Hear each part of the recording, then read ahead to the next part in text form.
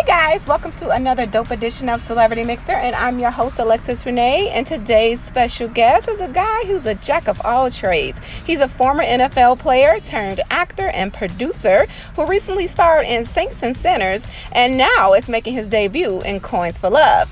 So guys, let's welcome Karon Joseph Riley to the show. Hey yo, what's up? This is Karon Joseph Riley, and I am kicking it with my girl Alexus Renée on the Celebrity Myxer. So you're starring in the Coins for Love movie, which is a sequel to Coins for Christmas. Can you tell us a little bit about the movie and your character you played, Jake? Yes, Coins for Love is it's a sequel to, like you said, the Coins for Christmas that we did last season, and it's just a continuation following Madison and her world that includes me as Jake, her ex-husband.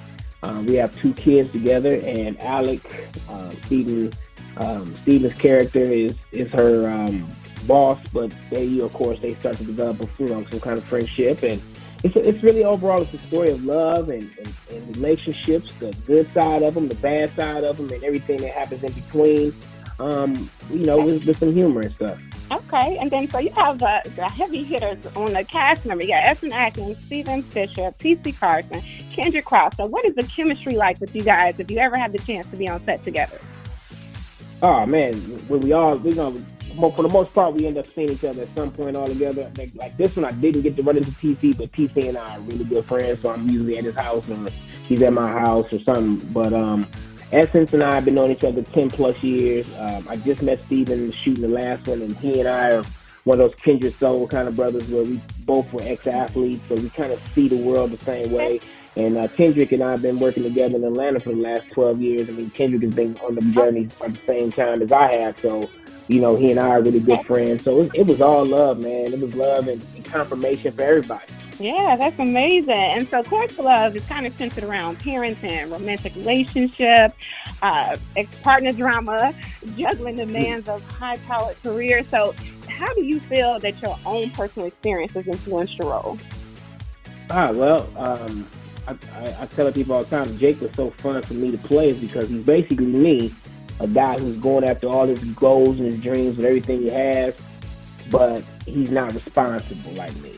You know what I'm saying? His family and everybody else kind of takes a second seat to what he's trying to do, which, in the world of there's really no right or wrong, but let's be honest, you know what I'm saying? When your kids don't see you a lot, you out there trying to chase this gold, that may or may not be there, it's a little bit irresponsible. So for me, it was just fun to be playing somebody who's not responsible and just see what that feels like for a couple weeks. Okay, and then so what did you draw upon to portray your character? Well, I was an ex-athlete, so a lot of it just, it all makes sense to me, his mentality, being, singularly focused on what you're trying to do. And even when I was making it to the NFL and playing in the NFL, a lot of my exterior relationships suffered because of the focus that I had to have to stay and play in that league and play in that game. So I can completely understand that aspect of it, but I also now have a family, and I'm also chasing another career that you need hyper focus and dedication as well. The difference now is like I have Lola and I have Kal-El and I have Dalen and I have Terry all looking at me to be accountable, and I think that keeps that's what it's all about. Okay, I love that. And then so you also was in Saints and Sinners. So I know you have your acting background. So how did your background help you prepare for this particular role? What, with Saints and Sinners with Malik? Malik was rich, man. He's rich, smart, and handsome. That sounds like me all day, every day. What are you talking about? I got plenty days to jump up. You do have to see on my bio I played in the NFL. You know what I'm saying? What you talking about, girl? I know what you look like. Yeah, I like that. And then so what aspect of your character do you identify with the most? All of them. They all parts of me. I'll be honest. I'm an actor who doesn't imagine things. I just relive who I am in different versions of it. We all have different ways we speak to different people and do different things in different situations. As an actor, we train to actually understand those things about ourselves and put them into a file cabinet. So when that is needed, we're able to just access it. That's the only difference between a person who trains to be an actor versus somebody who doesn't do it. But we're all actors, like everybody. You're an actor and I'm an actor. The difference is somebody pays me to do it versus you don't. Right. I know you was a football player before. So was it hard to transition to the acting world, or was it something you've always had a knack for? Well, it was something I wanted to do before I even wanted to be an athlete. Like I wanted to be an actor in the first grade. I was Puss in Boots in a play. And ever since then, I wanted to be an actor. And then shortly after that, sports kind of came into my life, and I focused on that for a while because I kind of figured, like, man, I could play sports for only so long, and as soon as I finish that, I know exactly what I'm doing after that is I'm going to be an actor. And my plan was to have a really big, huge sports career, and like so it'd be really easy to transition into the acting world a little easier because at least I'd had a just huge face and name already, and it'd been easier. Right. But it didn't work out that way. In football, I just had a decent career. I got my pension and a T-shirt to show for it. But at the end of the day, I still had what the game gave me, which was work ethic, supreme belief in myself, and just understanding, and which also. I understood that you have to respect the craft. You have to respect it like you did the sport. You have to give it the respect it's needed and put the work in. And that's what I've used, and I'm thankful for that. And so, what perspectives or insights did you gain by playing your role, either from Saints and Sinners or from Coins of Blood? Man, from Malik, I've learned that even with all the money in the world, it just brought back the old adage of money. You can have all the money in the world, but if you sell your soul, what do you profit?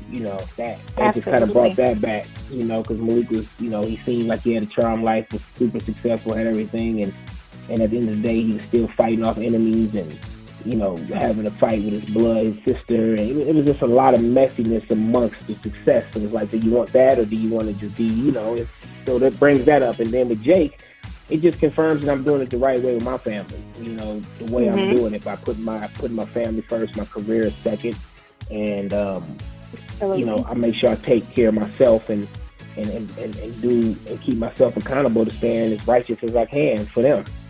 Absolutely, because you have two little handsome kings you're raising, right? Yeah, well, I got my two sons and my daughter. So my daughter, so she watching everything, and I know she's. Everything I'm doing is going to be her template for who she ends up marrying one day. So I'm putting the bar so dang on high that she may never leave the house. Hey, nothing wrong with that. And so what do you hope the audience would take away from the movie? Just that black people are special. We golden, man. And, we love. We have the same problems that you guys have.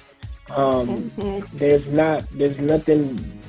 It's what the world has been showing us for the last 6 months and how crazy it's been, and it's living here in America for so long. But hey, man, just and it's not really for nobody else but for us. I believe, man. Let us take our minds off of what's going on in the world for an hour and a half, 2 hours.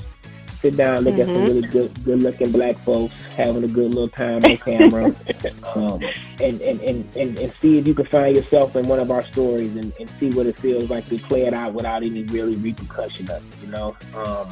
That's what our jobs are, to put stories on the screen that you can escape to and learn from and portray us in a better life. Yeah, absolutely. That was the Inspire part. To inspire us to be better for each other as a community, and just really understand that it all starts with us loving ourselves and loving each other like we love ourselves, and seeing each other as brothers and sisters at the end of the day. Absolutely. I totally agree with you on that one. So what are you guys doing for you and your beautiful wife, Terry, to keep you guys safe and healthy and the kids occupied during the COVID pandemic?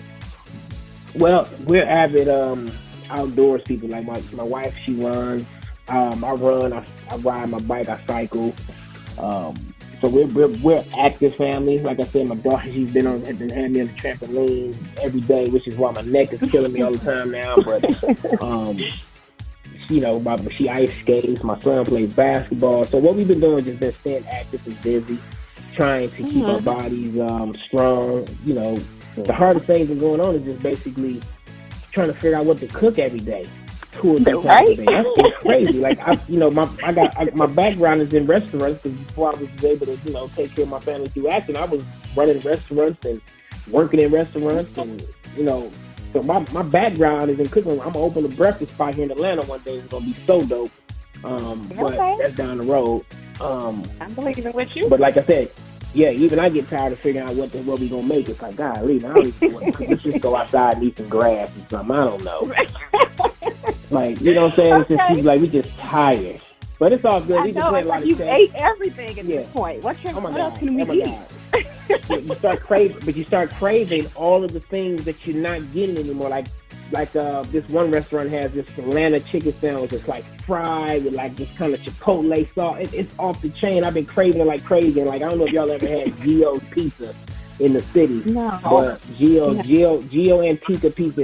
Are y'all in Atlanta? Where y'all at? No, I'm in Chicago. Okay, I played for the Bears, so I know about Chicago too. So imagine this. Hey, okay, very down. Right. So let me bring it back to Chicago. I'm well traveled, so let's take it to the deep dish. Like I know y'all like the deep dish, the one over there off of what street is that? Let me come on with memory. The one that's like world renowned. Everybody go there when they come to Chicago. It's like you ain't had that in the long. Giordano's, yeah. So that's if you can only eat like one piece of that shit and then you're full. It's like it's a wrap. I'm full. Yeah, that's it. But you'll have that. You crave and stuff like that, or the popcorn spot on. Is that popcorn spot still on Michigan Ave? Yes, Garrett. That's everybody's favorite. Yeah, so now you start craving stuff like that you haven't had in a while. Ain't necessarily the best thing for you to eat because it's terrible for you. Like that pizza will give you a heart attack before you finish eating it. So much cheese and some meat and stuff in it. But you have those issues, like you be tripping.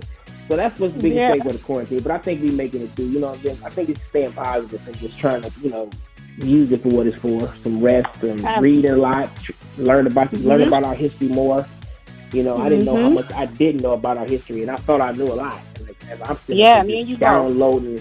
Yeah, I'm downloading so much stuff now. It's almost bad because now it's like it's confirming my fear. Like, yo, y'all, this is a wrap. We got to figure out a new plan. Yes. It's like the more I read, it's like, yo, dog, this is not even like this is gonna work. Yeah. But, okay. Okay, so last question. What other projects are you working on that we need to be looking out for? Working on my book. That'll be done in the fourth quarter. Man Laws, My 2 Cents to a Young Black Brother. That'll be coming out on Black-owned publishing house, 13th and Joan. Audrey is the publisher. She's a strong woman. She's been helping me with this book. She's incredible. And that's coming in the fourth quarter. I created my own pilot and show that I wrote for myself and my writing producer and partner, Lim Collins, which is called The Fellas, which is coming as soon as we get this last edit done. And got another movie coming out that I did, a thriller that is really fun, called Red Winter. So that's coming out sometime probably in the fourth quarter as well. So I was lucky enough to get a lot of stuff done before we got into this quarantine, so I just kind of filter some stuff out and stuff comes out, make it look like I'm really doing something. But I ain't really doing nothing riding my bike and drinking too much gin and playing too much chess. You know what I'm saying? Well, it sure sounds like you've been doing definitely a lot, and I just want to say congratulations to you on all your endeavors. Keep doing your thing. Stay safe. Stay healthy. Again, thank you. I definitely will be supporting all of the things that you have going on. I am a true fan. All right, guys. So I hope you enjoyed my interview with Karon Joseph Riley as we caught up on all the amazing things he has going on. Please don't forget to tune in to TV One this Sunday, July 19th at 9 p.m. to check out Coins for Love. I promise you're going to be hooked. Now, to stay up to date with more celebrity interviews like this one, please go to celebritymyxer.com. That's Mixer with a Y. I would love for you to like, comment, and subscribe to this video. I'm your girl, Alexus Renée, and you've just been mixed in right here on Celebrity Myxer.